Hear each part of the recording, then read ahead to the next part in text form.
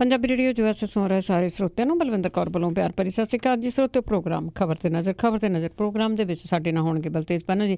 ਪੁੱਛਾਂਗੇ ਕੁਛ ਕੁ ਭਾਰਤ ਵਿੱਚ ਪੰਜਾਬ ਦੇ ਵਿੱਚ ਕੀ ਕੁਛ ਹੋ ਰਿਹਾ। ਖਬਰਾਂ ਤੋਂ ਪਹਿਲਾਂ ਧੰਨਵਾਦ ਕਰਨਾ ਚਾਹੁੰਦੇ ਸਾਡੇ ਸਪਾਂਸਰ ਦਾ ਜਿਨ੍ਹਾਂ ਨੇ ਇਸ ਪ੍ਰੋਗਰਾਮ ਨੂੰ ਸਪਾਂਸਰ ਕੀਤਾ। ਆਪ ਸਭ ਤੱਕ ਪਹੁੰਚਾਇਆ ਜੀ ਖਾਲਸਾ ਇੰਸ਼ੋਰੈਂਸ ਏਜੰਸੀ ਸੈਨੋਜੇ ਤੋਂ, ਜਿਨ੍ਹਾਂ ਦਾ phone number 4082722500। Gurdeep Singh Virdi Columbus, ਸ਼ਾਂਜੀ Singh Kaloti Yuba City, Bahadur Singh Gill Fowler ਤੋਂ, ਗੁਰਵੀਰ ਸਿੰਘ ਬਰਾੜ ਫਰਜ਼ਨੋ ਤੋਂ, ਸ਼ਿਕਾਗੋ ਪੀਜ਼ਾ ਵਿਦ ਟਵਿਸਟ ਜਿਨ੍ਹਾਂ ਦਾ ਤੁਸੀਂ ਪੀਜ਼ਾ ਕਿਸੇ ਵੀ ਸ਼ਹਿਰ ਤੋਂ ਔਡਰ ਕਰ ਸਕਦੇ ਹੋ। ਪੀਜ਼ਾ ਔਡਰ ਕਰਨ ਲਈ ਵਿਜ਼ਿਟ ਕਰ ਸਕਦੇ ਹੋ www.chicagopizzatwist.com। 10% ਆਫ ਲੈਣ ਲਈ ਕੋਡ ਵਰਤ ਸਕਦੇ ਹੋ 1313। ਸਾਡੇ ਨਾਲ ਜੁੜ ਚੁੱਕੇ ਨੇ ਬਲਤੇਜ ਪੰਨੂ ਜੀ। ਸਤਿ ਸ਼੍ਰੀ ਅਕਾਲ, ਸਵਾਗਤ ਹੈ ਜੀ। ਸਤਿ ਸ਼੍ਰੀ ਅਕਾਲ ਜੀ, ਧੰਨਵਾਦ ਜੀ, ਬਹੁਤ ਮਿਹਰਬਾਨੀ। ਹਾਂ ਤਾਂ ਜੀ, ਜਿਹੜੀ ਚੱਲਦੀ ਗੱਲ ਹੈਗੀ ਆ ਕਾਫੀ ਦਿਨਾਂ ਤੋਂ, ਜਿਹਦੇ 'ਤੇ ਸਾਨੂੰ ਜ਼ੋਰ ਵੀ ਦੇਣਾ ਚਾਹੀਦਾ ਕਿ ਜਸਟਿਸ ਰਣਜੀਤ ਸਿੰਘ ਕਮਿਸ਼ਨ ਦੀ ਰਿਪੋਰਟ ਆ ਉਹ ਹੁਣ ਲੀਕ ਹੋਈ। ਦੇਖੋ ਜੀ, ਇਹ ਆਪਣੇ ਆਪ ਦੇ ਵਿੱਚ ਪਹਿਲੀ ਤਾਂ ਗੱਲ ਜਿਹੜੀ ਹੈ ਜੀ ਉਹ ਬਹੁਤ ਵੱਡਾ ਸਵਾਲ ਹੈ। ਇਹ ਲੀਕ ਹੋ ਗਈ ਜੀ। ਹਾਲਾਂਕਿ ਇਹ ਤਾਂ ਨਹੀਂ ਕਿਹਾ ਜਾ ਸਕਦਾ ਜੀ ਕਿ ਉਹੀ ਰਿਪੋਰਟ ਹੈ, ਕਿਉਂਕਿ ਇਸ ਤਰ੍ਹਾਂ ਹੈ ਕਿ ਜਿੰਨੀ ਦੇਰ ਤੱਕ ਆਫੀਸ਼ੀਅਲੀ ਤੌਰ ਦੇ ਉੱਤੇ ਸਾਹਮਣੇ ਨਾ ਹੋਵੇ, ਇਸ ਕਰਕੇ ਜਿਹੜਾ ਜੀ ਉਹ ਕਿਹਾ ਜਾ ਸਕਦਾ। ਪਰ ਜਿੰਨੀਆਂ ਕੁ ਆਪਾਂ ਪਿਛਲੇ ਦਿਨਾਂ ਤੋਂ ਸਾਂਝੀਆਂ ਕਰਦੇ ਆ ਰਹੇ ਹਾਂ, ਇਹਦੇ ਵਿੱਚੋਂ ਕੁਝ ਜਿਹੜੇ ਹਿੱਸੇ ਜਿਹੜੇ ਸਾਹਮਣੇ ਆਏ ਸੀ, ਜੇ ਉਹਨਾਂ ਨੂੰ ਨਾਲ ਇਹਦੇ ਜੋੜ ਕੇ ਦੇਖੀਏ, 119 ਸਫ਼ਿਆਂ ਦੀ ਇੱਕ ਤਾਂ ਰਿਪੋਰਟ ਹੈ ਜੀ। ਸਾਰੀ ਤਾਂ ਨਹੀਂ ਅਜੇ ਜਿਹੜੀ ਜੀ ਉਹ ਪੜ੍ਹੀ ਗਈ, ਕਿਉਂਕਿ ਇੱਕ ਤਾਂ ਹੁੰਦਾ ਕਿ ਸਰਸਰੀ ਨਿਗਾਹ ਮਾਰ ਲੈਣੀ। ਇਹ ਸਰਸਰੀ ਨਿਗਾਹ ਮਾਰਨ ਵਾਲੀ ਰਿਪੋਰਟ ਨਹੀਂ ਹੈ। ਇਹਦੇ ਤਾਂ ਇੱਕ ਇੱਕ ਅੱਖਰ ਦੇ ਉੱਤੇ ਜਿਹੜਾ ਜੀ ਉਹਨੂੰ ਜ਼ੋਰ ਦੇ ਕੇ ਪੜ੍ਹਨਾ ਪੈਣਾ ਕਿ ਉਹਦਾ ਮਤਲਬ ਕੀ ਹੈ। 119 ਸਫ਼ਿਆਂ ਦੀ ਇਹ ਜਿਹੜੀ ਰਿਪੋਰਟ ਹੈ ਇਹ ਲੀਕ ਹੋ ਗਈ।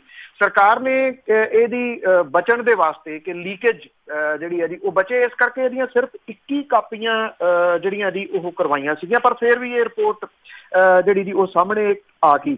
ਮੇਰੇ ਕੋਲੇ ਵੀ ਇਸੇ ਤਰ੍ਹਾਂ ਜਿਹੜੇ ਜੀ ਉਹ ਅੱਗੇ ਤੋਂ ਅੱਗੇ ਜਿਹੜੇ ਪੱਤਰਕਾਰ ਭਾਈਚਾਰਾ ਹੈ ਜੀ ਉਹਦੇ ਰਾਹੀਂ ਪਹੁੰਚੀ ਹੈ ਜੀ। ਇਹ ਸਿੱਧਮ ਸਿੱਧਾ ਇਸ਼ਾਰਾ ਜਿਹੜਾ ਜੀ ਉਹ ਕਰ ਰਹੀ ਆ ਸਾਬਕਾ ਮੁੱਖ ਮੰਤਰੀ ਪ੍ਰਕਾਸ਼ ਸਿੰਘ ਬਾਦਲ, ਸਾਬਕਾ DGP ਸੁਮੇਧ ਸਿੰਘ ਸੈਣੀ ਦੇ ਵੱਲ। ਜਿਹੜਾ ਜੀ ਦੋ ਜਾਣਿਆਂ ਦੇ ਉੱਤੇ ਸਿੱਧੀ ਉਂਗਲ ਇਹਦੇ ਵਿੱਚ ਕੀਤੀ ਗਈ ਆ।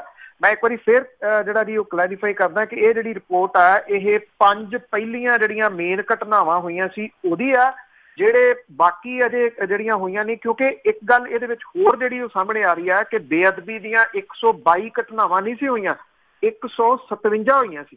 ਭਾਵ ਕਿ ਕੁਝ ਜਿਹੜੀਆਂ ਸੀਗੀਆਂ ਉਹ ਪਾਸੇ ਜਿਹੜੀਆਂ ਕਰ ਦਿੱਤੀਆਂ ਗਈਆਂ ਸੀਗੀਆਂ। ਗੁਰੂ ਗ੍ਰੰਥ ਸਾਹਿਬ ਦੀਆਂ ਛੇੜਛਾੜ ਦੀਆਂ 30, ਗੁਰਦੁਆਰਾ ਸਾਹਿਬ ਨਾਲ ਛੇੜਛਾੜ ਦੀਆਂ 8, ਗੁਟਕਾ ਸਾਹਿਬ ਦੇ ਨਾਲ ਛੇੜਛਾੜ ਦੀਆਂ 56, ਹਿੰਦੂ ਧਰਮ ਦੇ ਧਾਰਮਿਕ ਗ੍ਰੰਥਾਂ ਦੇ ਨਾਲ ਛੇੜਛਾੜ ਦੀਆਂ 22, ਮੁਸਲਿਮ ਸਮਾਜ ਦੇ ਧਾਰਮਿਕ ਗ੍ਰੰਥ ਦੀਆਂ 5 ਤੇ ਈਸਾਈ ਸਮਾਜ ਦੇ ਧਾਰਮਿਕ ਗ੍ਰੰਥ ਦੀ 1 ਘਟਨਾ ਜਿਹੜੀ ਹੈ ਜੀ ਉਹ ਹੋਈ ਸੀ। ਪੁਲਿਸ ਨੇ ਬਹੁਤੀਆਂ ਘਟਨਾਵਾਂ ਨੂੰ ਲੁਕਾਉਣ ਦੀ ਕੋਸ਼ਿਸ਼ ਕਰਕੇ ਮਾਮਲੇ ਦਰਜ ਨਹੀਂ ਸੀ ਕੀਤੇ, ਪਰ ਰਣਜੀਤ ਕਮਿਸ਼ਨ ਉੱਥੋਂ ਤੱਕ ਪਹੁੰਚ ਗਿਆ। ਜਿਹੜੇ ਇਹ 4 ਜਿਹੜੇ ਭਾਗਾਂ ਦੇ ਵਿੱਚ ਦੱਸੀ ਗਈ ਆ, 3 ਜਿਹੜੇ ਭਾਗ ਅਜੇ ਭਲਕੇ ਮੁੱਖ ਮੰਤਰੀ ਹੋਰਾਂ ਨੂੰ ਹੈਂਡਓਵਰ ਕਰਨਗੇ ਜਸਟਿਸ ਰਣਜੀਤ ਸਿੰਘ ਹੋਰੀ। ਇਹ ਸਮਝਿਆ ਜਾ ਰਿਹਾ ਕਿ ਕੱਲ ਨੂੰ 1 ਨਹੀਂ ਬਲਕਿ 3 ਜਿਹੜੇ ਰਹਿੰਦੇ ਆ ਜੀ ਉਹ ਉੱਥੇ ਸਬਮਿਟ ਮੁੱਖ ਮੰਤਰੀ ਹੋਰਾਂ ਕੋਲੇ ਕਰਵਾ ਸਕਦੇ ਆ। ਪੁਲਿਸ ਫਾਇਰਿੰਗ ਦੇ ਵਿੱਚ ਜਿਹੜਾ ਜੀ ਜਿਹੜੇ ਨਾਮ ਸਾਹਮਣੇ ਆ ਰਹੇ ਨੇ, ਪ੍ਰਦਰਸ਼ਨਕਾਰੀਆਂ ਨੂੰ ਸਮਝਾ ਨਾ ਸਕਣਾ, ਹਾਲਤ ਤੇ ਕਾਬੂ ਪਾਉਣ 'ਚ ਫੇਲ ਰਹਿਣਾ, ਇਸ ਮਾਮਲੇ 'ਚ ਪ੍ਰਕਾਸ਼ ਸਿੰਘ ਬਾਦਲ ਹੋਰਾਂ ਦੇ ਉਦੋਂ ਦੇ principal Kuldeep Singh Brar, ADGP Rohit Chaudhary, IG Paramraj Singh Umranangal ਦੇ ਉੱਤੇ ਕਥਿਤ ਲਾਪਰਵਾਹੀ ਦੀ ਗੱਲ ਜਿਹੜੀ ਹੈ ਜੀ ਇਸ ਰਿਪੋਰਟ ਦੇ ਵਿੱਚ ਸਾਹਮਣੇ ਆ ਰਹੀ ਹੈ। ਬਾਈਬਲ ਕਲਾਂ 'ਚ ਪੁਲਿਸ ਫਾਇਰਿੰਗ ਦੇ ਨਾਲ 2 ਨੌਜਵਾਨਾਂ ਦੀ ਮੌਤ ਤੋਂ ਬਾਅਦ ਪੰਜਾਬ 'ਚ ਧਾਰਮਿਕ ਗ੍ਰੰਥਾਂ ਦੀ ਹੋਈ ਬੇਅਦਬੀ, ਖਰਾਬ ਹੋਏ ਮਾਹੌਲ ਦੀ ਜਾਂਚ ਨੂੰ ਲੈ ਕੇ ਕਾਂਗਰਸ ਸਰਕਾਰ ਦੇ ਵੱਲੋਂ ਰਣਜੀਤ ਸਿੰਘ ਕਮਿਸ਼ਨ ਦੀ ਪਹਿਲੀ ਰਿਪੋਰਟ 'ਚ ਬਾਈਬਲ ਕਲਾਂ ਤੇ ਬਰਗਾੜੀ ਕਾਂਡ ਦੀ ਰਿਪੋਰਟ ਨੇ ਕਮਿਸ਼ਨ ਨੇ ਪਿਛਲੇ ਦਿਨੀ ਜਿਹੜੀ ਸਰਕਾਰ ਨੂੰ ਇਹ ਜਿਹੜੀ ਹੈ ਜੀ ਉਹ ਸੌਂਪੀ ਸੀਗੀ। ਇਹ ਵੀ ਜਿਹੜਾ ਜੀ ਇਹ ਕਿਹਾ ਜਾ ਰਿਹਾ ਜਿਹੜੀ ਇਹ ਲੀਕ ਰਿਪੋਰਟ ਹੈ ਉਹਦੇ ਵਿੱਚ ਇਹ ਕਿਹਾ ਗਿਆ ਕਿ ਪੁਲਿਸ ਪੂਰੇ ਮਾਮਲੇ ਦੀ ਗੰਭੀਰਤਾ ਨੂੰ ਸਮਝ ਸਕਣ ਦੇ ਵਿੱਚ ਫੇਲ ਰਹੀ। ਪੁਲਿਸ ਨੇ ਧੱਕੇਸ਼ਾਹੀ ਕਰਕੇ ਧਰਨੇ ਨੂੰ ਖਤਮ ਕਰਾਉਣ ਦੀ ਕੋਸ਼ਿਸ਼ ਕੀਤੀ। ਧਰਨੇ ਤੇ ਬੈਠੇ ਸਿੱਖ ਪ੍ਰਚਾਰਕ ਭਾਈ ਪੰਤਪ੍ਰੀਤ ਸਿੰਘ ਹੋਰਾਂ ਨੂੰ ਉਦੋਂ ਦੇ SSP ਚਰਨਜੀਤ ਸ਼ਰਮਾ, DIG ਅਮਰ ਸਿੰਘ ਚਾਹਲ ਦੀ ਮੌਜੂਦਗੀ ਦੇ ਵਿੱਚ ਟੀਮ ਨੇ ਜ਼ਬਰਦਸਤੀ ਚੁੱਕਣ ਦੀ ਕੋਸ਼ਿਸ਼ ਕੀਤੀ, ਜਿੱਥੋਂ ਹਾਲਾਤ ਜਿਹੜੇ ਸੀਗੇ ਜੀ ਉਹ ਖਰਾਬ ਹੋਏ।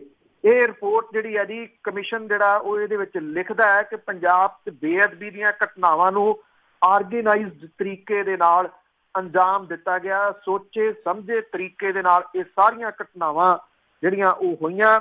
ਔਰ ਇਹ ਵੀ ਕਿਹਾ ਗਿਆ ਕਿ ਬੀੜਾਂ ਜਿਹੜੀਆਂ ਸੀਗੀਆਂ ਗੁਰੂ ਗ੍ਰੰਥ ਸਾਹਿਬ ਦੀਆਂ ਉਹ ਲਿਜਾਣ ਤੋਂ ਬਾਅਦ ਉਹਦੇ ਅੰਗਾਂ ਨੂੰ ਜਨਤਕ ਥਾਵਾਂ ਦੇ ਉੱਤੇ ਸੁੱਟ ਕੇ ਭਾਵਨਾਵਾਂ ਭੜਕਾਉਣ ਦਾ ਕੰਮ ਕੀਤਾ ਗਿਆ।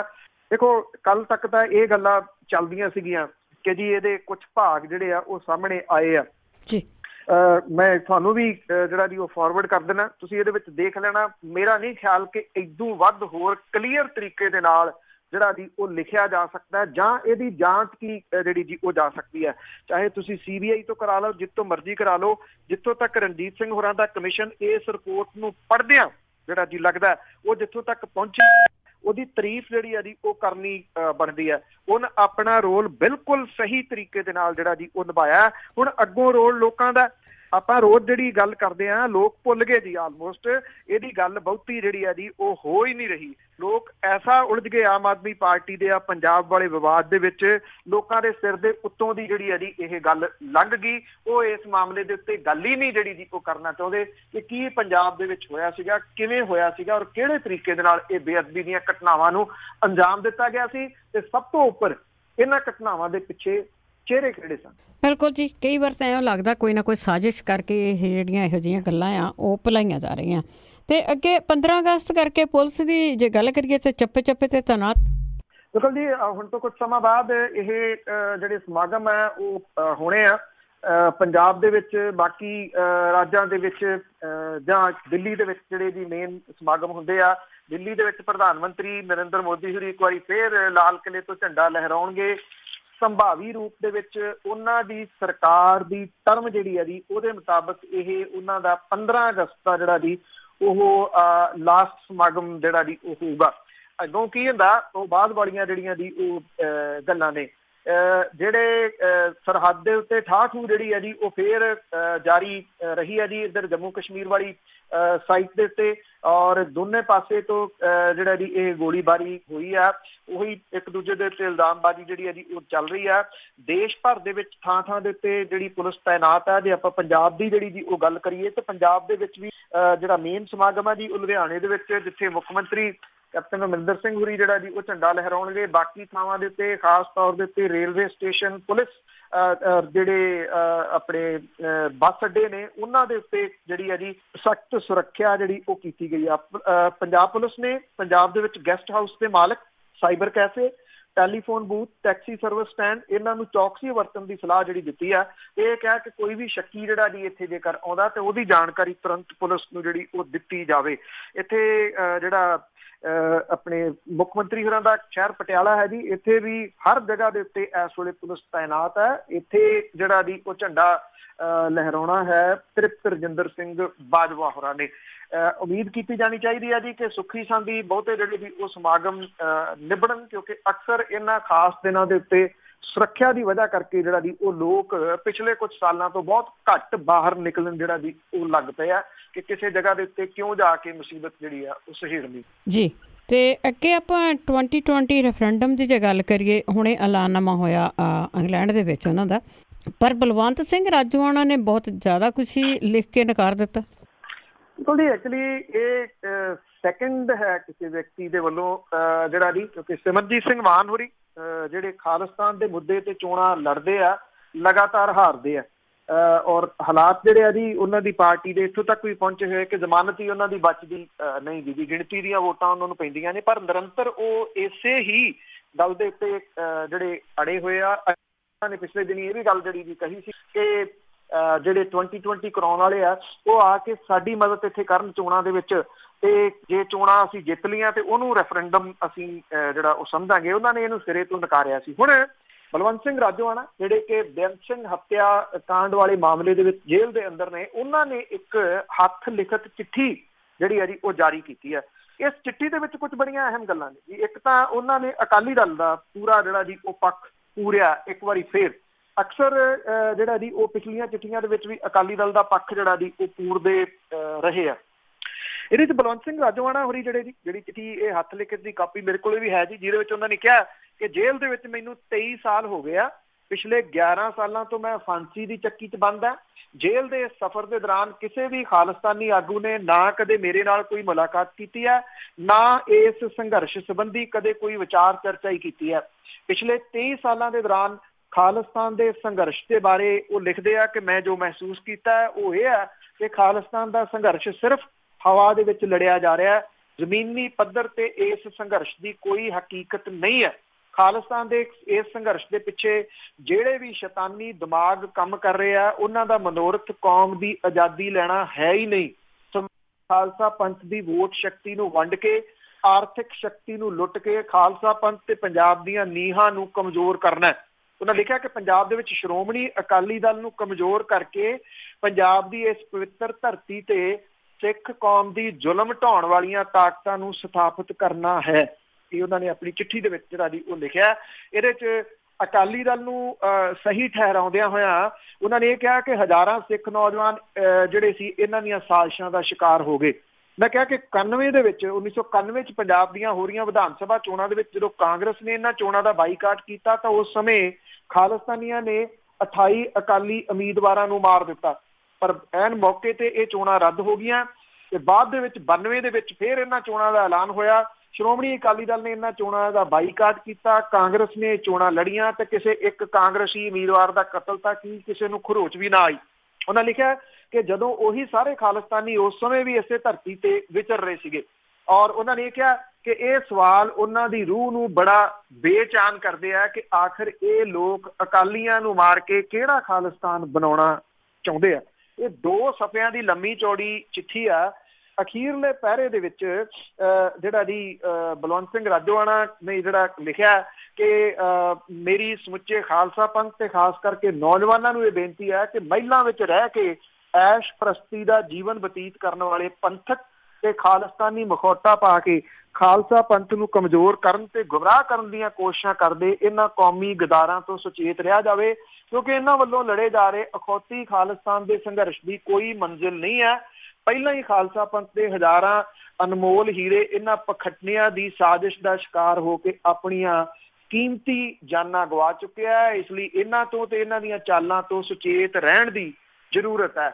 ਇਹਦੇ ਵਿੱਚ ਬਲਵੰਤ ਸਿੰਘ ਰਾਜੋਆਣਾ ਹੋਰਾਂ ਨੇ ਇਹ ਵੀ ਗੱਲ ਆਖੀ ਹੈ ਕਿ ਇਹਨਾਂ ਖਾਲਿਸਤਾਨੀਆਂ ਨੇ ਪੰਜਾਬ ਦੇ ਵਿੱਚ ਪਿਛਲੀਆਂ ਵਿਧਾਨ ਸਭਾ ਦੀਆਂ ਚੋਣਾਂ ਦੇ ਦੌਰਾਨ ਆਮ ਆਦਮੀ ਪਾਰਟੀ ਦੀ ਮਦਦ ਕਰਕੇ ਗਲਤੀ ਕੀਤੀ, ਉਹਨਾਂ ਨੂੰ ਅਕਾਲੀ ਦਲ ਦੀ ਮਦਦ ਕਰਨੀ ਚਾਹੀਦੀ। ਬਿਲਕੁਲ ਜੀ, ਪੂਰਾ ਪੋਲੀਟੀਕਲ ਹੋ ਗਏ ਨੇ ਬਲਵੰਤ ਸਿੰਘ ਰਾਜੋਆਣਾ, ਪਰ ਇਹਨਾਂ ਹੀ ਲੋਕਾਂ ਨੇ ਜਿਨ੍ਹਾਂ ਲੋਕਾਂ ਤੇ ਸ਼ੱਕ ਕਰਦੇ ਬਹੁਤ ਸਾਰੇ ਲੋਕਾਂ ਨੇ ਕਰੋੜਾਂ ਰੁਪਏ ਇਕੱਠੇ ਕਰਕੇ ਇਹਨਾਂ ਨੂੰ ਦਿੱਤੇ। ਉਹ ਪਤਾ ਨਹੀਂ ਹੁਣ ਕਿਹੜੀ ਪਾਰਟੀ ਦੇ ਨਾਲ ਇਹਨਾਂ ਨੇ ਸ਼ੇਅਰ ਕੀਤੇ ਆ, ਜਿਨ੍ਹਾਂ ਦਾ ਹਿਸਾਬ ਕਿਤਾਬ ਵੀ ਕੋਈ ਨਹੀਂ ਗਾ। ਤੇ ਅੱਗੇ ਸੱਜਣ ਕੁਮਾਰ ਮਾਮਲੇ ਦੀ ਜੇ ਗੱਲ ਕਰੀਏ, ਉਸ ਦੇ ਵਿੱਚ ਜਿਹੜੀ ਸੁਣਵਾਈ ਆ ਰੋਜ਼ ਹੋਵੇਗੀ। ਉਹਦੀ ਦਿੱਲੀ ਦੀ ਹਾਈ ਕੋਰਟ ਨੇ CBI ਤੇ 1984 ਦੇ ਸਿੱਖ ਜਿਹੜਾ ਜੀ ਕਤਲੇਆਮ ਸੀਗਾ ਜੀ, ਇਹਦੇ ਪੀੜਤਾਂ ਦੀ ਅਪੀਲ ਦਾ ਨੋਟਿਸ ਲਿਆ। ਕਾਂਗਰਸੀ ਆਗੂ ਸੱਜਣ ਕੁਮਾਰ ਦੇ ਵੱਲੋਂ ਖੁਦ ਨੂੰ ਦੋਸ਼ ਮੁਕਤ ਕਰਾਰ ਦੇਣ ਸੰਬੰਧੀ ਕੇਸ ਦੀ ਰੋਜ਼ਾਨਾ ਸੁਣਵਾਈ ਕਰਨ ਦੇ ਆਦੇਸ਼ ਜਿਹੜੇ ਆ ਜੀ ਉਹ ਜਾਰੀ ਕਰ ਦਿੱਤੇ ਆ। ਹਾਈ ਕੋਰਟ ਨੇ ਸੱਜਣ ਕੁਮਾਰ ਦੇ ਵਕੀਲ ਅਪੀਲ ਕਿ ਕੇਸ ਦੀ ਸੁਣਵਾਈ ਬਾਅਦ ਦੁਪਹਿਰ ਕੀਤੀ ਜਾਵੇ, ਉਹਨੂੰ ਵੀ ਨਹੀਂ ਮੰਨਿਆ।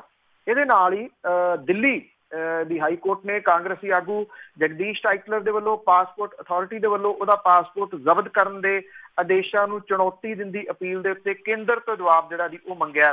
ਅਦਾਲਤ ਨੇ ਇਸ ਮਾਮਲੇ ਦੀ ਅਗਲੀ ਸੁਣਵਾਈ 6 ਮਾਰਚ ਨੂੰ ਜਿਹੜੀ ਹੈ ਜੀ ਉਹ ਰੱਖੀ ਆ। ਸੱਜਣ ਕੁਮਾਰ ਦੇ ਮਾਮਲੇ ਦੇ ਵਿੱਚ ਮੀਡੀਆ ਰਿਪੋਰਟਾਂ ਦੇ ਅਨੁਸਾਰ ਜੀ ਸੱਜਣ ਕੁਮਾਰ ਨੂੰ 13 ਦੇ ਵਿੱਚ ਦਾਇਰ ਕੀਤੀ ਇਸ ਸੰਬੰਧੀ ਅਪੀਲ ਸੰਬੰਧੀ ਰਾਹਤ ਜਿਹੜੀ ਉਹ ਮਿਲਣ ਦੀ ਉਮੀਦ ਸੀਗੀ।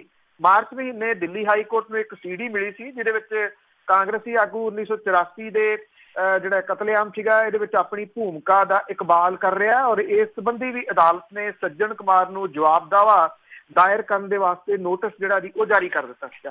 ਪਿਛਲੇ ਦਿਨੀ ਇਹ ਮਾਮਲਾ ਜਿਹੜਾ ਜੀ ਉਹ ਵਾਵਾ ਉੱਭਰਿਆ ਸੀਗਾ ਜਦੋਂ ਇੱਕ ਜੱਜ ਦੀ ਜਿਹੜੀ ਜੀ ਉਹ ਬਦਲੀ ਕਰ ਦਿੱਤੀ ਗਈ ਸੀਗੀ। ਇਹ ਜਿਹੜੇ ਕੇਸਾਂ ਦੀ ਪੈਰਵਾਈ ਕਰ ਰਹੇ HS ਫੂਲਕਾ ਸਾਹਿਬ ਜਿਹੜੇ ਨੇ ਉਹਨਾਂ ਨੇ ਇਹ ਗੱਲ ਕਹੀ ਸੀਗੀ ਕਿ ਇਹਦੀ ਸੁਣਵਾਈ ਜਿਹੜੀ ਆ ਜੀ ਤੇਜ਼ ਕੀਤੀ ਜਾਵੇ ਔਰ ਡੇਲੀ ਬੇਸਿਸ ਤੇ ਇਹਦੀ ਜਿਹੜੀ ਆ ਉਹ ਸੁਣਵਾਈ ਕੀਤੀ ਜਾਵੇ ਤਾਂ ਕਿ ਇਹ ਕੇਸ ਨੂੰ ਕਿਸੇ ਸਿਰੇ ਜਿਹੜਾ ਜੀ ਉਹ ਲਾਇਆ ਜਾ ਸਕੇ। ਉਹਨਾਂ ਨੇ ਕਿਹਾ ਸੀਗਾ ਕਿ ਤਕਰੀਬਨ 1.5 ਸਾਲ ਜਿਹੜਾ ਵਿੱਚ ਦਲੀਲਾਂ ਜਿਹੜੀਆਂ ਜੀ ਉਹ ਦਿੰਦਿਆਂ ਹੋਇਆਂ ਹੁਣ ਜੱਜ ਦੀ ਬਦਲੀ ਹੋਣ ਦੇ ਨਾਲ ਇਹ ਅੱਗੋਂ ਹੋਰ ਜਿਹੜਾ ਜੀ ਉਹ ਲਮਕ ਸਕਦਾ ਜੀ।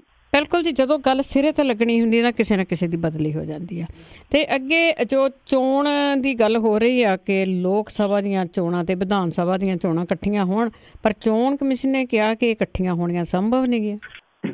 ਬਿਲਕੁਲ ਜੀ, ਐਕਚੁਅਲੀ ਇਹ ਮਾਮਲਾ ਪਿਛਲੇ ਦਿਨਾਂ ਤੋਂ ਮਗਦਾ ਜਿਹੜਾ ਜੀ ਉਹ ਰਿਹਾ। ਤੁਹਾਨੂੰ ਯਾਦ ਹੋਣਾ ਅਕਾਲੀ ਦਲ ਇੱਥੇ ਉਹ ਲੱਗ ਗਿਆ ਸੀਗਾ ਜੀ ਪੋਲ ਖੋਲ ਰੈਲੀਆਂ ਕਰਨ। ਇਹ ਕਿਹਾ ਗਿਆ ਸੀਗਾ ਕਿ ਅਕਾਲੀ ਦਲ ਦੇ ਪ੍ਰਧਾਨ ਸੁਖਬੀਰ ਸਿੰਘ ਬਾਦਲ ਹੋਰਾਂ ਨੂੰ ਇਹ ਜਿਹੜੀ ਜੀ ਕਨਸੋ ਮਿਲ ਗਈ ਆ ਕਿ ਸਾਰੀਆਂ ਵਿਧਾਨ ਸਭਾ ਤੇ ਲੋਕ ਸਭਾ ਦੀਆਂ ਚੋਣਾਂ ਇਕੱਠੀਆਂ ਹੋਣਗੀਆਂ, ਤੇ ਉਹਨਾਂ ਨੂੰ ਲੱਗਦਾ ਸੀ ਕਿ 19 ਦੇ ਵਿੱਚ ਵਿਧਾਨ ਸਭਾ ਦੀਆਂ ਚੋਣਾਂ ਵੀ ਆ ਜਾਣੀਆਂ ਤੇ ਅਸੀਂ ਉਹ ਜਿਹੜੀਆਂ ਦੀ ਲੜਨੀਆਂ। ਉਦੋਂ ਉਹਨਾਂ ਨੂੰ ਚਾਅ ਜਿਹੜਾ ਜੀ ਇਹ ਚੜਿਆ ਹੋਇਆ ਸੀ ਔਰ ਇਹ ਕਿਹਾ ਸੀਗਾ ਕਿ ਸਾਲ ਕੁ ਰਹਿ ਗਿਆ ਸਰਕਾਰ ਦਾ। ਪਰ ਹੁਣ ਚੋਣ ਕਮਿਸ਼ਨ ਜਿਹੜਾ ਜੀ ਉਹਨੇ ਇਹ ਗੱਲ ਕਹੀ ਹੈ ਕਿ ਕਾਨੂੰਨ ਦੇ ਵਿੱਚ ਤਬਦੀਲੀ ਕੀਤੇ ਤੋਂ ਬਿਨਾਂ ਵਿਧਾਨ ਸਭਾ ਤੇ ਲੋਕ ਸਭਾ ਦੀਆਂ ਚੋਣਾਂ ਇਕੱਠੀਆਂ ਨਹੀਂ ਕਰਵਾਈਆਂ ਜਾ ਸਕਦੀਆਂ। ਉਹਨਾਂ ਨੇ ਕਿਹਾ ਕਿ ਕਿਸ਼ਤਾਂ ਦੇ ਵਿੱਚ ਕੁਝ ਰਾਜਾਂ ਦੀਆਂ ਨਾਲ ਅਸੀਂ ਚੋਣਾਂ ਜਿਹੜੀਆਂ ਜੀ ਉਹ ਜ਼ਰੂਰ ਕਰਵਾ ਸਕਦੇ ਹਾਂ। 11 ਰਾਜਾਂ ਦੀਆਂ ਚੋਣਾਂ ਵਿਧਾਨ ਸਭਾ ਦੀਆਂ ਲੋਕ ਸਭਾ ਦੇ ਨਾਲ ਕਰਵਾਉਣ ਦੀਆਂ ਅਟਕਲਾਂ ਦੇ ਵਿੱਚ ਚੋਣ ਕਮਿਸ਼ਨ ਦੀ ਇਹ ਟਿੱਪਣੀ ਬੜੀ ਅਹਿਮੀਅਤ ਜਿਹੜੀ ਆ ਜੀ ਉਹ ਰੱਖਦੀ ਆ। ਵਨ ਨੇਸ਼ਨ ਵਨ ਇਲੈਕਸ਼ਨ ਦੇ ਬਾਰੇ ਦੇ ਵਿੱਚ ਪੁੱਛੇ ਜਾਣ ਤੇ ਚੋਣ ਕਮਿਸ਼ਨ ਨੇ ਇਹ ਗੱਲ ਜਿਹੜੀ ਕਹੀ ਹੈ ਜੀ, ਜਿਹੜੇ ਮੁੱਖ ਚੋਣ ਕਮਿਸ਼ਨ ਨੇ OP ਰਾਵਤ, ਇਹਦੇ ਪੂਰੇ ਦੇਸ਼ ਦੇ ਵਿੱਚ ਚੋਣਾਂ ਦੀ ਇਕੱਠਿਆਂ ਹੋਣ ਦੀ ਗੱਲ ਜਿਹੜੀ ਲੱਗਦੀ ਹੈ। ਤੇ ਉਹ ਇਹ ਕਹਿੰਦੇ ਆ ਕਿ ਮੈਨੂੰ ਲੱਗਦਾ ਕਿ ਇਹਦੇ ਵਿੱਚ ਕਾਨੂੰਨ ਦੇ ਵਿੱਚ ਤਬਦੀਲੀ ਕੀਤੇ ਤੋਂ ਬਿਨਾਂ ਇਹ ਸੰਭਵ ਹੀ ਨਹੀਂ ਆ, ਕਿਉਂਕਿ ਕਈ ਵਿਧਾਨ ਸਭਾਵਾਂ ਜਿਹੜੀਆਂ ਨੇ ਜੀ ਉਹਦਾ ਕਾਰਜਕਾਲ ਘਟਾਉਣਾ ਵਧਾਉਣਾ ਪੈ ਸਕਦਾ ਹੈ, ਜਿਹਦੇ ਵਾਸਤੇ ਕਾਨੂੰਨ ਦੀ ਤਬਦੀਲੀ ਦੀ ਜ਼ਰੂਰਤ ਜਿਹੜੀ ਆ ਜੀ ਉਹ ਪਊਗੀ।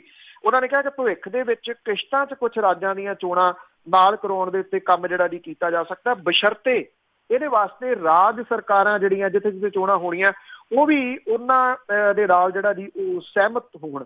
ਭਾਜਪਾ ਨੇ ਮੰਗਲਵਾਰ ਨੂੰ ਉਹ ਰਿਪੋਰਟ ਖਾਰਜ ਕਰ ਦਿੱਤੀ ਜਿਹਦੇ ਵਿੱਚ ਦਾਅਵਾ ਕੀਤਾ ਗਿਆ ਸੀਗਾ ਕਿ ਅਗਲੇ ਸਾਲ ਲੋਕ ਸਭਾ ਦੇ ਨਾਲ 11 ਰਾਜਾਂ ਦੇ ਵਿੱਚ ਵਿਧਾਨ ਸਭਾ ਚੋਣਾਂ ਜਿਹੜੀਆਂ ਦੀ ਉਹ ਸੰਭਵ ਹੈ। ਹੁਣ ਜਿਹੜੀ ਭਾਰਤੀ ਜਨਤਾ ਪਾਰਟੀ ਦੇ ਬੁਲਾਰੇ ਆ ਉਹ ਇਹ ਕਹਿੰਦੇ ਆ ਕਿ ਵਨ ਨੇਸ਼ਨ ਵਨ ਇਲੈਕਸ਼ਨ ਦੀ ਵਿਧੀ ਜਿਹੜੀ ਹੈ ਜੀ ਉਹ ਚੋਣ ਕਮਿਸ਼ਨ ਨੂੰ ਭੇਜੇ ਚਿੱਠੀ ਦੇ ਵਿੱਚ ਇਹਦੀ ਚਰਚਾ ਦੀ ਅਪੀਲ ਜਿਹੜੀ ਹੈ ਜੀ ਕੀਤੀ ਆ।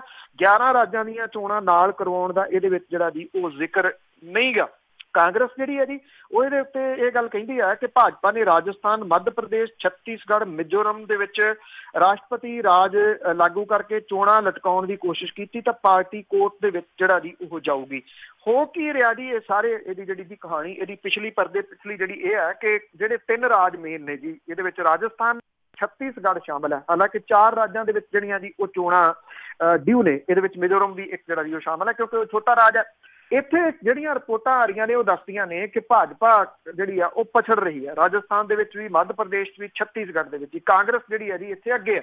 ਉਹਨੂੰ ਲੱਗਦਾ ਹੈ ਕਿ ਜੇ ਇਹ ਚੋਣਾਂ ਉਹ ਹਾਰ ਗਈ, ਮੰਨ ਲਓ ਭਾਰਤੀ ਜਨਤਾ ਪਾਰਟੀ, ਤੋਂ ਕਿਹੜੇ ਮੂੰਹ ਦੇ ਨਾਲ ਅਗਲੇ ਉਦੋਂ ਚੋਣਾਂ ਹੋਣ ਤੋਂ 3-4 ਮਹੀਨਿਆਂ ਤੋਂ ਬਾਅਦ ਲੋਕ ਸਭਾ ਚੋਣਾਂ ਦੇ ਵਿੱਚ ਜਾਊਗੀ, ਜਿਹਦੇ ਕਰਕੇ ਉਹ ਸੋਚਦੀ ਆ ਕਿ ਇੱਥੇ ਟਾਲ ਦਿੱਤੀਆਂ ਜਾਣ ਚੋਣਾਂ ਤੇ ਨਾਲ ਹੀ ਕਰਵਾਈਆਂ ਜਾਣ ਲੋਕ ਸਭਾ ਦੇ।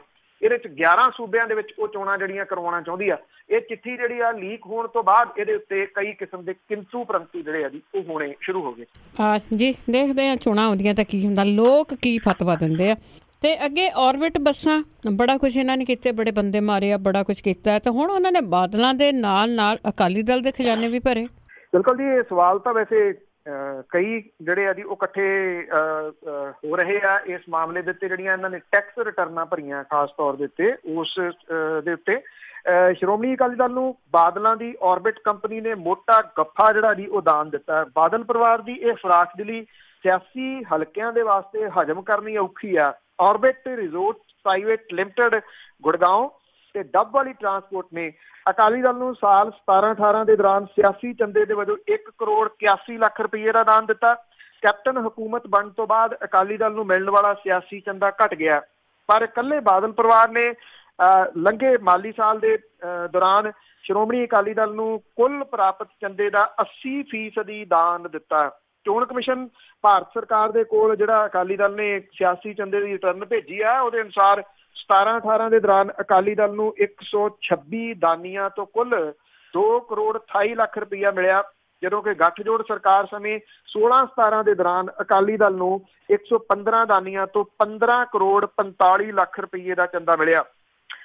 ਸਾਬਕਾ ਮੁੱਖ ਮੰਤਰੀ ਪ੍ਰਕਾਸ਼ ਸਿੰਘ ਬਾਦਲ ਤੇ ਡਿਪਟੀ ਮੁੱਖ ਮੰਤਰੀ ਸਾਬਕਾ ਸੁਖਬੀਰ ਸਿੰਘ ਬਾਦਲ ਨੇ ਅਕਾਲੀ ਦਲ ਨੂੰ 1,80,000 ਰੁਪਏ ਚੰਦੇ ਵਜੋਂ ਦਿੱਤੇ। ਸਾਲ 17-18 ਦੇ ਦੌਰਾਨ ਬਾਦਲ ਪਰਿਵਾਰ ਦੀ ਡੱਬ ਵਾਲੀ ਟਰਾਂਸਪੋਰਟ ਕੰਪਨੀ ਨੇ 6 ਬੈਂਕ ਐਂਟਰੀਆਂ ਦੇ ਰਾਹੀਂ ਅਕਾਲੀ ਦਲ ਨੂੰ 94,50,000 ਰੁਪਏ ਤੇ orbit resort private limited Gurgaon ਨੇ 10 ਐਂਟਰੀਆਂ ਦੇ ਰਾਹੀਂ ਅਕਾਲੀ ਦਲ ਨੂੰ 87 ਲੱਖ ਰੁਪਏ ਦਾ ਚੰਦਾ ਦੇ ਦਿੱਤਾ।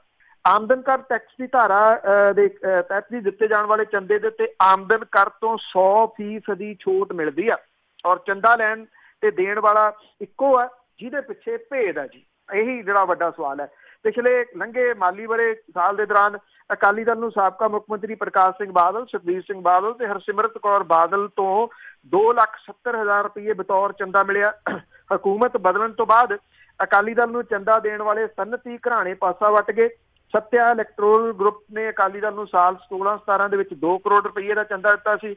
ਲੁਧਿਆਣਾ ਸ਼ਹਿਰ ਦੀਆਂ 3 ਸਾਈਕਲ ਕੰਪਨੀਆਂ ਨੇ ਅਕਾਲੀ ਦਲ ਨੂੰ 20 ਲੱਖ ਰੁਪਏ ਦਾ ਸਿਆਸੀ ਚੰਦਾ ਦਿੱਤਾ ਸੀ, ਪਰ ਐਤਕੀ ਸਿਰਫ A1 ਸਾਈਕਲ ਕੰਪਨੀ ਨੇ 1 ਲੱਖ ਰੁਪਏ ਦਾ ਚੰਦਾ ਦਿੱਤਾ। ਬਾਕੀ ਸਾਰੀਆਂ ਕੰਪਨੀਆਂ ਜਿਹੜੀਆਂ ਦੀ ਉਹ ਹੱਥ ਘੁੱਟ ਗਈਆਂ ਨੇ। ਸਾਬਕਾ ਅਕਾਲੀ ਵਜ਼ੀਰਾਂ ਨੇ 45 ਹਜ਼ਾਰ ਰੁਪਏ ਜਿਹੜੇ ਜੀ ਚੰਦੇ ਵਜੋਂ ਅਕਾਲੀ ਦਲ ਨੂੰ ਜਿਹੜੇ ਆ ਜੀ ਉਹ ਜ਼ਰੂਰ ਦਿੱਤੇ ਆ। ਪਟਿਆਲੇ ਤੋਂ ਚੋਣ ਲੜਨ ਵਾਲੇ ਜਿਹੜੇ ਜੀ ਸਾਬਕਾ ਫੌਜ ਦੇ ਆਫਿਸਰ ਜੋਗਿੰਦਰ ਸਿੰਘ ਹੋਰਾਂ ਨੇ 4,16,000 ਰੁਪਏ ਦਾ ਚੰਦਾ ਦਿੱਤਾ। ਜਗੀਰ ਕੌਰ ਨੇ ਅਕਾਲੀ ਦਲ ਨੂੰ 50,000 ਦਿੱਤੇ ਆ ਜੀ। ਔਰ ਦਾਨੀਆਂ ਦੇ ਵਿੱਚ ਸਭ ਤੋਂ ਵੱਧ ਜ਼ਿਆਦਾ ਦਾਨੀ ਫਤਿਹਗੜ੍ਹ ਸਾਹਿਬ, ਰੋਪੜ ਤੇ ਪਟਿਆਲਾ ਜ਼ਿਲ੍ਹੇ ਦੇ ਜਿਹੜੇ ਆ ਜੀ ਉਹ ਦੱਸੇ ਗਏ ਆ ਜੀ। ਚੰਦਾ ਲੈਣ ਤੇ ਦੇਣ ਵਾਲਾ ਇੱਕੋ ਆ ਜੀ। ਬਸ ਸਵਾਲ ਆਹੀ ਹੈ ਜੀ, ਜੇ ਸਮਝ ਆ ਜਾਏ ਤਾਂ। ਬਿਲਕੁਲ, ਖਜ਼ਾਨਾ ਇੱਕੋ ਹੀ ਆ, ਕੁਛ ਨੇ ਵੰਡਿਆ ਹੋਇਆ ਅਕਾਲੀ ਦਲ ਦਾ ਤੇ ਬਾਦਲ ਪਰਿਵਾਰ ਦਾ, ਇੱਕ ਥਾਂ ਜਾਣਾ ਸਾਰਾ ਕੁਛ। ਤੇ ਅੱਗੇ ਜਿਸ ਤਰ੍ਹਾਂ ਨਗਰ ਨਿਗਮ ਦੀਆਂ ਚੋਣਾਂ ਵੇਲੇ ਰੌਲਾ ਪਿਆ ਸੀ, ਬੜੇ ਧੱਕੇ ਨਾਲ ਹੋਈਆਂ ਸੀਗੀਆਂ, ਇਸੇ ਤਰ੍ਹਾਂ ਇੱਕ ਕਾਂਗਰਸੀ MLA ਵੱਲੋਂ ਸੋਸ਼ਲ ਮੀਡੀਆ ਤੇ ਬੜਾ ਕੁਛ ਚੱਲ ਰਿਹਾ ਕਿ ਪੰਚਾਇਤੀ ਚੋਣਾਂ ਧੱਕੇ ਨਾਲ ਜਿੱਤਣ ਦੀ ਵੀਡੀਓ ਵੀ ਵਾਇਰਲ ਹੋ ਰਹੀ ਹੈ। ਬਿਲਕੁਲ ਜੀ, ਇਹ ਕਾਂਗਰਸੀ ਆਗੂ ਬਾਬਾ ਬਕਾਲਾ ਤੋਂ ਨੇ ਜੀ, ਸੰਤੋਖ ਸਿੰਘ ਭਲਾਈਪੁਰ, ਉਹਦੀ ਵੀਡੀਓ ਜਿਹੜੀ ਆ ਜੀ ਉਹ ਕੱਲ ਦੀ ਵਾਹਵਾ ਚਰਚਿਤ ਹੈ। ਅਜੇ ਤੱਕ ਸੰਤੋਖ ਸਿੰਘ ਭਲਾਈਪੁਰ ਨੇ ਇਹਦੇ ਉੱਤੇ ਆਪਣਾ ਪ੍ਰਤੀਕਰਮ ਨਹੀਂ ਦਿੱਤਾ, ਨਾ ਕਾਂਗਰਸ ਦੀ ਤਰਫੋਂ ਕਿਸੇ ਕਿਸਮ ਦਾ ਕੋਈ ਪ੍ਰਤੀਕਰਮ ਜਿਹੜਾ ਜੀ ਉਹ ਆਇਆ। ਇਹ ਵੀਡੀਓ ਗਲਤ ਆ, ਸਹੀ ਆ, ਤੋੜ ਮਰੋੜ ਕੇ ਜਿਵੇਂ ਅਕਸਰ ਕਹਿ ਦਿੰਦੇ ਆ ਉਹ ਪੇਸ਼ ਕੀਤੀ ਆ। ਕੋਈ ਤੋੜ ਮਰੋੜਨ ਵਾਲੀ ਗੱਲ ਤਾਂ ਲੱਗਦੀ ਨਹੀਂ ਗੀ ਇਹਦੇ ਵਿੱਚ। ਜਿਹੜਾ ਸੰਤੋਖ ਸਿੰਘ ਭਲਾਈਪੁਰ ਹੈ ਉਹ ਵਿਰੋਧੀ ਪਾਰਟੀਆਂ ਦੇ ਆਗੂਆਂ ਨੂੰ ਸੋਧਣ, ਪੰਚਾਇਤੀ ਚੋਣਾਂ ਵਿੱਚ ਧੱਕੇਸ਼ਾਹੀ ਕਰਨ ਦੀਆਂ ਗੱਲਾਂ ਜਿਹੜੀਆਂ ਦੀ ਉਹ ਕਰ ਰਿਹਾ। ਭਲਾਈਪੁਰ ਪੁਰਬਾਂ ਦੇ ਵਿੱਚ ਉਹਨੇ ਇੱਕ ਜਨਤਕ ਇਕੱਠ ਸੀਗਾ ਜੀ ਜਿਹਨੂੰ ਇਹ ਸੰਬੋਧਨ ਕੀਤਾ, ਜਿੱਥੋਂ ਇਹ ਵੀਡੀਓ ਜਿਹੜੀ ਬਣ ਕੇ ਲੀਕ ਹੋ ਗਈ। ਸੰਤੋਖ ਸਿੰਘ ਭਲਾਈਪੁਰ ਨੇ ਕਿਹਾ ਕਿ ਪੰਚਾਇਤੀ ਚੋਣਾਂ ਦੇ ਵਿੱਚ ਧੱਕੇਸ਼ਾਹੀ ਦੇ ਨਾਲ ਸਰਪੰਚ ਬਣਾਏ ਜਾਣਗੇ। ਉਹਨੇ ਇਹ ਗੱਲ ਆਪਣੇ ਭਾਸ਼ਣ ਦੇ ਵਿੱਚ ਕਹੀ ਆ ਕਿ ਜਿਵੇਂ ਕਾਂਗਰਸੀ ਵਰਕਰਾਂ ਦੇ ਨਾਲ ਧੱਕਾ ਹੁੰਦਾ ਰਿਹਾ, ਅਸੀਂ ਇਸ ਵਾਰੀ ਉਹਦੇ ਤੋਂ 10 ਗੁਣਾ ਵੱਧ ਧੱਕਾ ਕਰਾਂਗੇ। ਉਹਨੇ ਇਹ ਵੀ ਕਿਹਾ ਕਿ DSP ਬਾਬਾ ਬਕਾਲਾ ਤੇ ਤਹਿਸੀਲਦਾਰ ਬਾਬਾ ਬਕਾਲਾ ਨਵੇਂ ਆ ਗਿਆ, 2 ਥਾਣਿਆਂ ਦੇ ਮੁਖੀ ਭਲੇ ਮਾਨਸ ਹੈ ਜਿਨ੍ਹਾਂ ਨੂੰ ਬਦਲ ਦਿੱਤਾ ਜਾਊਗਾ। ਉਹਨੇ ਕਿਹਾ ਕਿ ਚੋਣਾਂ 'ਚ ਧੱਕੇਸ਼ਾਹੀ ਕਰਨ ਵਾਲੇ ਅਧਿਕਾਰੀ ਜਿਹੜੇ ਆ ਇੱਥੇ ਤਾਇਨਾਤ ਕੀਤੇ ਜਾਣਗੇ। ਉਹ ਇਹ ਵੀ ਗੱਲ ਕਹਿੰਦਾ ਸੰਤੋਖ ਸਿੰਘ ਭਲਾਈਪੁਰ ਕਿ ਮੈਂ ਜਸਵੀਰ ਸਿੰਘ ਡਿੰਪਾ ਤੇ ਸੁਖਦੇਵ ਸਿੰਘ ਸ਼ਹਿਬਾਜ਼ਪੁਰੀ ਤੋਂ ਬਹੁਤ ਕੁਝ ਸਿੱਖਿਆ। ਇਹਦੇ ਲਈ ਚੋਣਾਂ 'ਚ ਧੱਕੇਸ਼ਾਹੀ ਕਰਕੇ ਸਾਰੇ ਕਾਂਗਰਸੀ ਸਰਪੰਚ ਜਿਹੜੇ ਆ ਜੀ ਉਹ ਬਣਾਏ ਜਾਣਗੇ। ਇੱਥੇ ਹੀ ਰੁਕਦੇ ਨਹੀਂ ਸਿੰਘ ਭਲਾਈਪੁਰ, ਕਹਿੰਦੇ ਸਮਾਂ ਆ ਗਿਆ ਜਦੋਂ ਵਿਰੋਧੀਆਂ ਨੂੰ ਦੱਸਿਆ ਜਾਊਗਾ ਕਿ ਕਾਂਗਰਸ ਹੁੰਦੀ ਕੀ ਆ। ਪਰ ਉਹਨੇ ਕਿਹਾ ਕਿ ਸਰਪੰਚ ਤੇ ਬਲਾਕ ਸੰਮਤੀ ਮੈਂਬਰ ਜਿਹੜੇ ਆ ਉਹ ਸਾਰੇ ਦੇ ਸਾਰੇ ਕਾਂਗਰਸ ਦੇ ਬਣਾਏ ਜਾਣਗੇ। ਇਹਦੇ ਵਾਸਤੇ ਜੋ ਵੀ ਕਰਨਾ ਪਏ ਉਹ ਕਾਂਗਰਸੀ ਜਿਹੜਾ ਦੀ ਉਹ ਕਰਨਗੇ। ਅਕਤੂਬਰ ਦੇ ਵਿੱਚ ਜਿਹੜੀਆਂ ਦੀ ਸਰਪੰਚੀ ਚੋਣਾਂ ਜਿਹੜੀਆਂ ਉਹ ਆ ਰਹੀਆਂ ਨੇ, ਉਦੋਂ ਪਹਿਲਾਂ ਤੁਸੀਂ ਕਹਿ ਲਓ ਕਿ ਡੰਡ ਬੈਠਕਾਂ ਨੇ। ਹਾਂ, ਡੰਡ ਬੈਠਕਾਂ ਜਿਹੜੀਆਂ ਦੀ ਉਹ ਸਰੀਰਕ ਰੂਪ ਦੇ ਵਿੱਚ ਨਹੀਂ, ਸ਼ਬਦੀ ਰੂਪ ਦੇ ਵਿੱਚ ਸਾਹਮਣੇ ਆ ਰਹੀਆਂ। ਬਿਲਕੁਲ ਜੀ, ਹੋਊਗਾ ਵੀ ਇਸ ਤਰ੍ਹਾਂ ਦਾ ਕੁਛ ਨਾ ਕੁਛ। ਤੇ ਅੱਗੇ ਰੋਜ਼ ਹੀ ਕੋਈ ਨਾ ਕੋਈ ਇਸ ਤਰ੍ਹਾਂ ਦੀ ਖਬਰ ਹੁੰਦੀ ਆ ਕਿ ਚਿੱਟੇ ਦੇ ਨਾਲ ਮੌਤਾਂ ਤੇ 2 ਘਰ ਹੋਰ ਉਜੜੇ। ਮੈਂ ਸਾਰੀਆਂ ਅਖਬਾਰਾਂ ਜਿਹੜੀਆਂ ਦੀ ਦੇਖੀਆਂ, ਉਹਦੇ ਵਿੱਚ 3 ਸਫ਼ਿਆਂ ਦੇ ਜੀ ਜਿਹੜੇ ਵੱਡੇ ਇਸ਼ਤਿਹਾਰ ਸਰਕਾਰ ਦੇ ਜਿਹੜੇ ਉਹ ਦਿੱਤੇ ਹੋਏ ਆ ਆਜ਼ਾਦੀ ਦਿਵਸ ਦੇ ਉੱਤੇ। ਤੇ ਵੈਸੇ ਉਹਦੇ ਵਿੱਚ ਜਿਹੜੇ ਗਣਾਏ ਗਏ ਆ 6, 9 ਤੇ 10 ਜਿਹੜੇ ਆ ਜੀ ਉਹ ਪੁਆਇੰਟ ਗਣਾਏ ਗਏ ਆ ਵੱਡੇ। ਸਭ ਤੋਂ ਜਿਹੜਾ ਪੁਆਇੰਟ ਸ਼ੁਰੂ ਹੁੰਦਾ ਨਾ ਜੀ ਉਹ ਇੱਥੋਂ ਹੁੰਦਾ ਆ ਕਿ ਨਸ਼ੇ ਦੀ ਬੁਰਾਈ ਤੋਂ ਆਜ਼ਾਦੀ। ਉਹਦੇ ਥੱਲੇ ਲਿਖਿਆ ਹੈ ਕਿ ਨਸ਼ਾ ਮਾਫੀਆ ਦੀ ਤੋੜੀ ਰੀੜ੍ਹ ਦੀ ਹੱਡੀ, ਨਸ਼ਿਆਂ ਦੀ ਆਸਾਨ ਉਪਲਬਧਤਾ ਖਤਮ, ਨਸ਼ਾ ਤਸਕਰਾਂ ਲਈ ਮੌਤ ਦੀ ਸਜ਼ਾ ਦੀ ਸਿਫਾਰਿਸ਼। OOAT ਕਲੀਨਿਕਾਂ ਦੇ ਵਿੱਚ 26,100 ਮਰੀਜ਼ ਹੋਏ ਰਜਿਸਟਰਡ। ਇਹ ਅਖਬਾਰਾਂ ਦੇ ਵੱਡੇ ਇਸ਼ਤਿਹਾਰ ਨੇ। ਸਾਰੀਆਂ ਅਖਬਾਰਾਂ ਦੇ ਵਿੱਚ 2 ਫੁੱਲ ਸਫ਼ੇ, ਕਿਸੇ 2 ਸਫ਼ੇ ਆ ਫੁੱਲ, ਕਿਸੇ ਦੇ ਵਿੱਚ 3 ਸਫ਼ੇ ਆ ਫੁੱਲ। ਉਹਨਾਂ ਦੇ ਵਿੱਚ ਇਹ ਇਸ਼ਤਿਹਾਰ ਜਿਹੜੇ ਆ ਜੀ ਉਹ ਦਿੱਤੇ ਗਏ ਆ। ਪਰ ਇਹਦਾ ਦੂਜਾ ਪੱਖ ਹੈ, ਇਸ਼ਤਿਹਾਰ ਜਿਹੜਾ ਜੀ ਉਹ ਬਹੁਤ ਵੱਡਾ ਆ, ਖਬਰਾਂ ਬਹੁਤ ਵੱਡੀਆਂ ਸੀਗੀਆਂ। ਅੱਜ ਇਹ ਖਬਰਾਂ ਜਿਹੜੀਆਂ ਤੁਰਦੀਆਂ ਪਿਛਲੇ ਸਫ਼ਿਆਂ ਦੇ ਉੱਤੇ ਜਿਹੜੀਆਂ ਜੀ ਉਹ ਚਲੇ ਗਈਆਂ ਨੇ। ਫਿਰੋਜ਼ਪੁਰ ਦੇ ਅੰਦਰ ਚਿੱਟੇ ਦੀ ਓਵਰਡੋਜ਼ ਦੇ ਨਾਲ ਹੋਣ ਵਾਲੀਆਂ ਮੌਤਾਂ ਜਾਰੀ ਨੇ। ਮਮਦੋਟ ਦੇ ਅੰਦਰ ਪੈਂਦਾ ਜੀ ਪਿੰਡ ਕੜਮਾ, ਇਹਦੇ ਵਿੱਚ 23 ਸਾਲਾਂ ਦੇ ਇੱਕ ਨੌਜਵਾਨ ਦੀ ਚਿੱਟੇ ਦੀ ਓਵਰਡੋਜ਼ ਦੇ ਨਾਲ ਮੌਤ ਹੋ ਗਈ ਆ। ਇਹ ਅਵਤਾਰ ਸਿੰਘ ਸੀਗਾ ਜੀ, ਕਸ਼ਮੀਰ ਸਿੰਘ ਦਾ ਮੁੰਡਾ, ਪਿੰਡ ਕੜਮਾ। ਔਰ ਇਹਦੇ ਜਿਹੜੇ ਪਰਿਵਾਰਕ ਮੈਂਬਰ ਆ ਜੀ, ਉਹ ਕਹਿੰਦੇ ਆ ਕਿ ਨਸ਼ੇ ਦਾ ਆਦੀ ਸੀਗਾ, ਉਹਦੀ ਹਾਲਤ ਵਿਗੜ ਗਈ ਤੇ ਹਸਪੀਟਲ ਦਾਖਲ ਕਰਵਾਇਆ ਗਿਆ, ਜਿੱਥੇ ਉਹਦੀ ਮੌਤ ਹੋ ਗਈ। ਇਲਾਕੇ ਦੇ ਵਿੱਚ ਨਸ਼ੇ ਦੇ ਸੌਦਾਗਰ ਲੋਕ ਕਹਿੰਦੇ ਆ ਕਿ ਪੁਲਿਸ ਦੀ ਕਥਿਤ ਮਿਲੀ ਭੁਗਤ ਦੇ ਨਾਲ ਬੇਖੌਫ ਨਸ਼ਾ ਵੇਚ ਰਹੇ ਆ। ਦੂਜੀ ਮੌਤ ਧਨੌਲੇ ਦੀ ਢਿਲਵਾਂ ਪੱਤੀ ਦੇ ਅਮਰਜੀਤ ਸਿੰਘ ਦੇ ਮੁੰਡੇ ਅਮਰੀਕ ਸਿੰਘ ਦੀ 28 ਸਾਲਾਂ ਦੀ ਹੋਈ ਹੈ। ਜਿਹੜਾ ਪਹਿਲਾਂ ਮਰਿਆ ਉਹ 23 ਸਾਲਾਂ ਦਾ, ਇਹ 28 ਸਾਲਾਂ ਦਾ। ਇਹ ਵੀ ਨਸ਼ੇ ਦੀ ਓਵਰਡੋਜ਼ ਦੇ ਨਾਲ ਜਿਹੜੀ ਆ ਜੀ ਉਹ ਮੌਤ ਹੋਈ ਆ। ਮਰਨ ਵਾਲੇ ਦੀ ਇੱਕ 7 ਸਾਲ ਦੀ ਬੇਟੀ ਆ, 1.5 ਸਾਲ ਦਾ ਛੋਟਾ ਜਿਹਾ ਜਿਹੜਾ ਜੀ ਉਹ ਬੇਟਾ, ਇਹ ਵੀ ਨਸ਼ੇ ਦਾ ਆਦੀ ਸੀਗਾ ਜੀ, ਜਿਹੜਾ ਕਿ ਉਹਨੂੰ ਮੌਤ ਦੇ ਦਰ ਦੇ ਉੱਤੇ ਜਿਹੜਾ ਜੀ ਉਹ ਲੈ ਗਿਆ। ਪ੍ਰਿਤਪਾਲ ਦੀ ਮੌਤ ਵੀ ਇਸੇ ਪੱਤੀ ਦੇ ਵਿੱਚ ਕੁਝ ਦਿਨ ਪਹਿਲਾਂ ਜਿਹੜੀ ਆ ਉਹ ਹੋਈ ਆ। ਔਰ ਮਮਦੋਟ ਦਾ ਏਰੀਆ ਖਾਸ ਤੌਰ ਦੇ ਉੱਤੇ ਜਿਹੜਾ ਜੀ ਇਸ ਵੇਲੇ ਬਹੁਤ ਪ੍ਰਭਾਵਿਤ ਹੈ ਇਹਨਾਂ ਨਸ਼ਿਆਂ ਤੋਂ। ਔਰ ਸ਼ਰੇਆਮ ਉੱਥੇ ਵਿਕਰੀ ਜਿਹੜੀ ਆ ਜੀ ਉਹ ਨਸ਼ਿਆਂ ਦੀ ਜਾਰੀ ਹੈ। ਔਰ ਕਥਿਤ ਰੂਪ ਦੇ ਵਿੱਚ ਇੱਥੇ ਜਿਹੜਾ ਜੀ ਉਹ ਪੁਲਿਸ ਦੀ ਮਿਲੀ ਭੁਗਤ ਦੇ ਨਾਲ ਹੋ ਰਿਹਾ। ਹੋ ਤਾਂ ਬਹੁਤੇ ਥਾਵਾਂ ਦੇ ਉੱਤੇ ਜਿਹੜਾ ਜੀ ਮਿਲੀ ਭੁਗਤ ਦੇ ਨਾਲ ਰਿਹਾ। ਪਿਛਲੇ ਦਿਨਾਂ ਦੇ ਵਿੱਚ ਖਬਰ ਸਾਂਝੀ ਕੀਤੀ ਸੀ ਕਿ ਮੋਗੇ ਦੇ ਵਿੱਚ ਕਿਵੇਂ ਇੱਕ ਇੰਸਪੈਕਟਰ ਜਿਹੜਾ ਜੀ ਉਹ ਫੜੀ ਡਰੱਗ ਦੀ ਮਨੀ, ਉਹ ਸਾਰੀ ਦੀ ਸਾਰੀ ਹੜੱਪ ਗਿਆ। ਲੁਧਿਆਣੇ ਤਰਨਤਾਰਨ ਦੇ ਵਿੱਚ ਜਿਹੜਾ ਜੀ ਉਹ ਕੀ ਹੋਇਆ, ਇੱਕ ਕਿਸਾਨ ਜਿਹੜਾ ਸੀਗਾ ਫੜ ਕੇ ਅਸਲ ਜਿਹਦੇ ਉੱਤੇ ਪਰਚਾ ਪਾਉਣਾ ਸੀ ਉਹਨੂੰ ਸਾਈਡ ਤੇ ਕੱਢਤਾ, ਕਿਸਾਨ ਨੂੰ ਫੜ ਲਿਆ, ਉਹਦੇ ਤੋਂ 50,000 ਰੁਪਇਆ ਮੰਗਣ ਲੱਗੇ ਵੀ ਤੇਰੇ ਉੱਤੇ ਜਾਂ ਤਾਂ NDPS ਦਾ ਕੇਸ ਪਾ ਦਿਆਂਗੇ ਤੇ ਜਾਂ ਫਿਰ 50,000 ਰੁਪਇਆ ਜਿਹੜਾ ਜੀ ਉਹ ਲੈ ਕੇ ਆ। ਇਹ ਸੌਖਾ ਪੈਸਾ ਬਣਾਉਣ ਦਾ ਜਿਹੜਾ ਤਰੀਕਾ ਪੁਲਿਸ ਨੇ ਜਿਹੜਾ ਜੀ ਉਹ ਅਪਣਾ ਲਿਆ। ਦੋ ਪਾਸੇ ਤੋਂ ਇਹਦੀ ਜਿਹੜੀ ਜੀ ਉਹ ਮਾਰ ਪੈ ਰਹੀ ਹੈ। ਇੱਕ ਤਾਂ ਜਿਹੜੇ ਨੌਜਵਾਨ ਨੇ ਉਹ ਚਿੱਟੇ ਦੇ ਨਾਲ ਲਗਾਤਾਰ ਜਿਹੜੇ ਜੀ ਉਹ ਮਰ ਰਹੇ ਆ। ਦੂਜਾ ਲੋਕਾਂ ਨੂੰ ਜਿਹੜਾ ਜੀ ਫੜ ਫੜ ਕੇ ਉਹਨਾਂ ਤੋਂ ਪੈਸੇ ਲੈਣ ਦੀਆਂ ਇਹ ਘਟਨਾਵਾਂ, ਧਮਕੀ ਦੇ ਕੇ ਵੀ ਨਹੀਂ ਤਾਂ ਤੇਰੇ ਉੱਤੇ ਪਰਚਾ ਪਾਵਾਂਗੇ, ਉਹ ਪੈਸੇ ਇਕੱਠੇ ਕੀਤੇ ਜਾ ਰਹੇ ਆ ਜੀ। ਸੋ ਇਹ ਆਜ਼ਾਦੀ ਮੌਕੇ ਦੇ ਉੱਤੇ ਦਿੱਤੇ ਗਏ ਇਸ਼ਤਿਹਾਰਾਂ ਦਾ ਬਿਲਕੁਲ ਐਨ ਦੂਸਰਾ ਰੂਪ ਹੈ। ਹਾਂ ਬਿਲਕੁਲ ਜੀ। ਪੁਲਿਸ ਦੀਆਂ ਵਾਂਗਾਂ ਖੁੱਲੀਆਂ ਪਿਛਲੇ 33-34 ਸਾਲ ਤੋਂ। ਪੁਲਿਸ ਤੋਂ ਬਿਨਾਂ ਉੱਥੇ ਕੋਈ ਕੰਮ ਨਹੀਂ ਹੁੰਦਾ। ਬਹੁਤ ਬਹੁਤ ਤੁਹਾਡਾ ਧੰਨਵਾਦ ਹੈ। ਮਿਹਰਬਾਨੀ ਜੀ, ਧੰਨਵਾਦ ਜੀ, ਸਤਿ ਸ਼੍ਰੀ ਅਕਾਲ। ਸਤਿ ਸ਼੍ਰੀ ਅਕਾਲ ਜੀ। ਤੇ ਸਰੋਤੇ ਸ਼ਾਮ ਬਲਤੇਜ ਪੰਨੂ ਜੀ ਸਾਡੇ ਨਾਲ ਕਰਦੇ ਨੇ ਖਬਰਾਂ। ਇਸੇ ਦੇ ਨਾਲ ਸਾਡਾ ਅੱਜ ਦਾ ਬੁਲਟਨ ਇੱਥੇ ਸਮਾਪਤ। ਬਲਵਿੰਦਰ ਕੌਰ ਵੱਲੋਂ ਆਪ ਸਭ ਨੂੰ ਹੀ ਪਿਆਰ ਭਰੀ ਸਤਿ ਸ਼੍ਰੀ ਅਕਾਲ।